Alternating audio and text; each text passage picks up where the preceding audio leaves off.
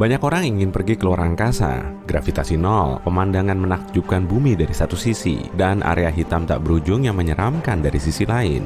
Ya, itu keren. Tapi jangan lupa bahwa perjalanan ini bisa menjadi mimpi buruk. Kurang oksigen, melayang di luar angkasa, dan tinggal di pesawat antariksa untuk waktu lama tanpa tahu kapan kamu bisa pulang.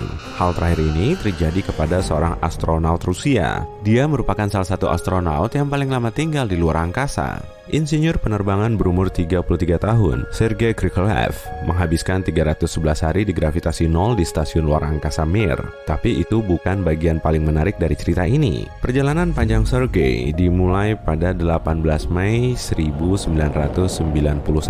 Hari itu, dia naik pesawat pengangkut dan pergi ke luar angkasa menuju stasiun luar angkasa Mir. Pada 20 Mei, pengaitan dengan stasiun selesai.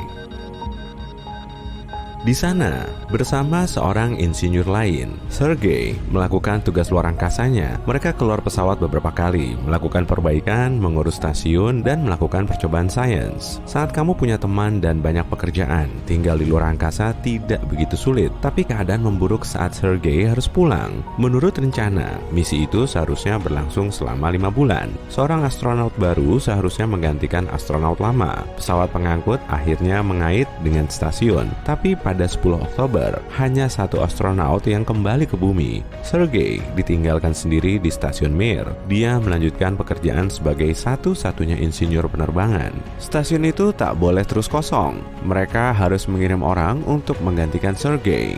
Dia tak siap untuk berlama-lama di luar angkasa. Dia tak dilatih untuk itu, tapi tidak ada pilihan. Dia tak bisa meninggalkan stasiun begitu saja. 1 bulan berlalu, mereka memberitahu Sergei bahwa dia akan segera pulang, tapi hal tak terduga terjadi. Mereka menghubungi Sergei dan berkata dia tak bisa kembali karena negara yang berjanji untuk membawanya pulang sudah tidak ada. Pada masa ini, krisis besar dimulai di Rusia. Kepulangan kosmonaut tidak dapat dilakukan karena tidak ada uang untuk itu. Bayangkan saja kondisi Sergei. Kamu berada ratusan kilometer dari rumah di luar angkasa yang gelap, sendirian, dan tidak tahu berapa hari lagi kamu harus berada di sana. Hari-hari berlalu dengan lambat, berminggu-minggu, lalu 1 bulan berlalu. Akan jauh lebih mudah jika tinggal di luar angkasa tidak membahayakan kesehatanmu. Tapi dalam kondisi gravitasi nol, tubuh manusia mengalami kerusakan serius. Pertama, itu melemahkan otot. Tubuh tidak menerima beban yang diperlukan, dan otot terus berada dalam kondisi lemas sehingga menyebabkan distrofi. Ya, astronot memang melakukan olahraga setiap hari, tapi ini tidak cukup untuk menjaga kebugaran tubuh. Selain otot, tulang juga mulai lemas. Manusia menjadi lemah. Bahkan setelah 6 bulan hidup seperti itu, astronot butuh waktu lama untuk kembali ke kondisi sebelumnya setelah pulang. Selain itu, ada banyak radiasi di luar angkasa yang berbahaya bagi manusia. Itu berasal dari beberapa sumber sekaligus. Radiasi utama berasal dari matahari. Di bumi, kita terlindungi berkat medan magnet bumi. Hampir semua radiasi terkumpul di atmosfer atas dan tidak mencapai kita. Akumulasi radiasi di atmosfer ini juga buruk bagi astronaut. Tapi radiasi terburuk adalah radiasi galaksi. Itu berasal dari bintang dan galaksi jauh. Ini berdampak besar bagi seluruh makhluk. Radiasi memicu banyak kondisi tidak menguntungkan dan menghancurkan tubuh pada tingkat sel. Sekarang, semua pesawat antariksa dan stasiun luar angkasa internasional dilengkapi dengan pelindung dan lapisan yang memantulkan radiasi. Namun tetap saja, itu tidak memberikan perlindungan 100%. Di luar angkasa, sistem imun astronaut berubah. Tidak ada kondisi yang membuat imunitas bisa lebih kuat. Sepertinya tidak ada masalah dengan tidak adanya bakteri dan mikrob. Tapi, sistem pertahanan tubuh menjadi lemah. Manusia menjadi lebih rentan pada mikrob yang bisa dibawa oleh astronaut lain. Kamu juga punya pantangan makanan serius. Makanan dalam tabung tidak mengandung banyak vitamin seperti dalam produk alami. Tanpa vitamin, tubuh semakin lemah.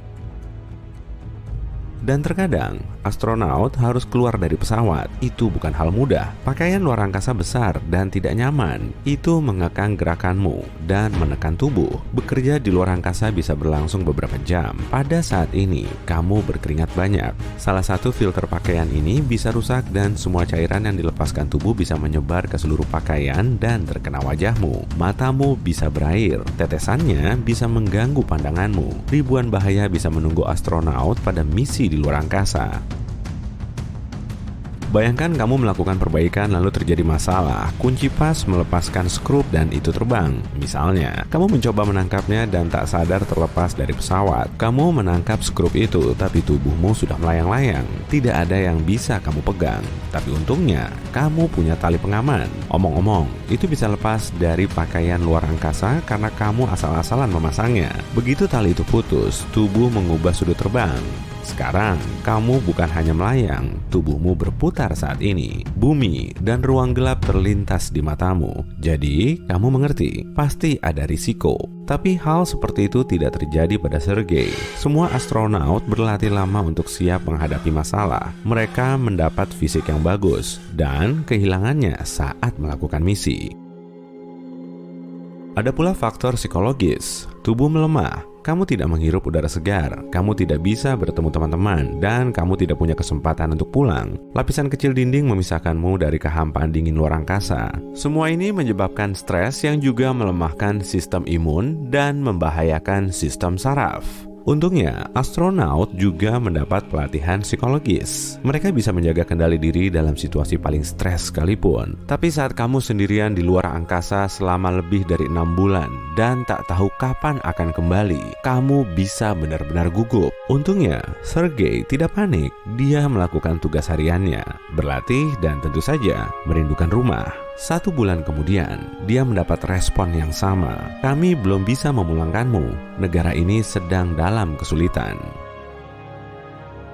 Dia merasa memburuk setiap hari. Kekuatannya sudah menipis. Dia tak yakin bisa bertahan hidup. Yang paling menarik adalah stasiun ini punya kapsul yang dikembangkan untuk kembali ke bumi. Tapi Sergei tidak menggunakannya karena tidak akan ada orang di stasiun Rusia menjual kursi stasiun ini kepada negara lain. Mereka juga ingin menjual Mir. Ini berarti Sergei harus menjaga stasiun ini tetap berfungsi. Misi Sergei berlangsung 2 kali lebih lama dari rencana. Akibatnya, dia menghabiskan 10 bulan atau 311 hari di luar angkasa dan mencetak rekor dunia.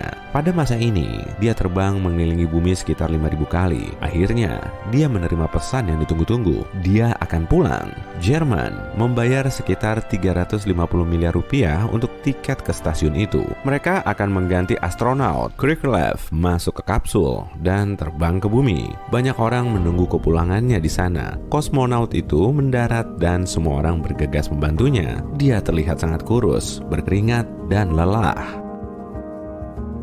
4 pria membantunya keluar dari kapsul. Mereka membantunya duduk di jalan, memberinya mantel bulu, dan membawakan semangkuk kaldu. Sepertinya penerbangan itu akan berkesan pada hidupnya selamanya. Tapi kondisi jiwa kosmonaut itu luar biasa. 2 tahun kemudian, dia pergi keluar angkasa lagi dan menjadi kosmonaut Rusia pertama yang terbang dengan pesawat ulang-alik NASA. Lalu 2 tahun kemudian, dia salah satu orang pertama yang tinggal di stasiun luar angkasa internasional. Pada tahun 2005, dia melakukan penerbangan ke-6 dan terakhir. Dia pergi ke stasiun luar angkasa dan tinggal selama 6 bulan, lalu pulang dengan pendarat. Setelah penerbangan ini, dia mencetak rekor dunia untuk total durasi tinggal di luar angkasa selama 803 hari. 10 tahun kemudian, seseorang mengalahkan rekor itu. Tapi itu lain cerita.